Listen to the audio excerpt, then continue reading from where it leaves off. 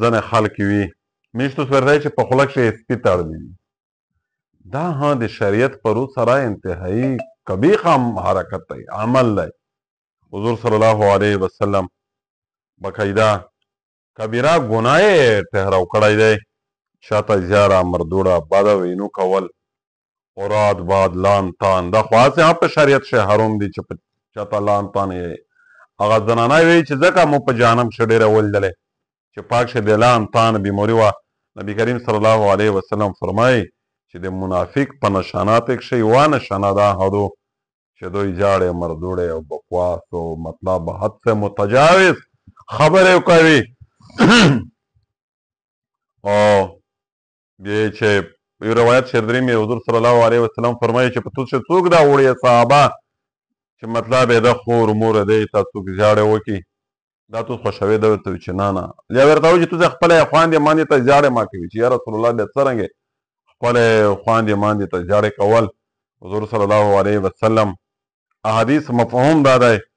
او ورته فرمایي جواب شي چې بل ته کله ته ژاړه کوې او تو ته کوي بل خور مور ته ته باد وینو کوې او تو خور مور ته کوي دا در حقیقت تو خپلې خور مور ته مطلب بدګویي وکړله بد زباني وکړله نو په داسې انسان د انسان زړه مجروح کول دا کبیره ګناه دی عظیم جرم دی عظیم او دا د انسان د پوره انتهایی د بقدرۍ سبب ګرځي دا شی دا ګلم ګلوچ تیر بیر او مطلب دا شی نه د سړی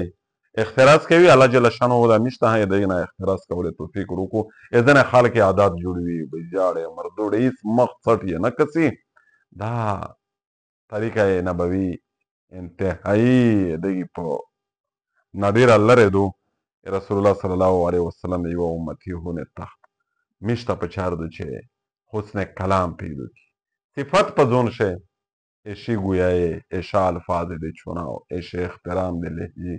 او دیغی الفاظ دی وړاندې کول دی قدر دیغی په زون شه هغه مادي پیدا کی هغه طرز اپناو کی طریقه کار او وضع قطع اپناو کی چې د یوه بهترین درونه عزتمن مسلمان شایان نشان دی ان شاء الله په دا په ټوله باندې میشتو کوشش کې الله دا په میش په توس شه دا صفت پیدا کو په احسنه طریقه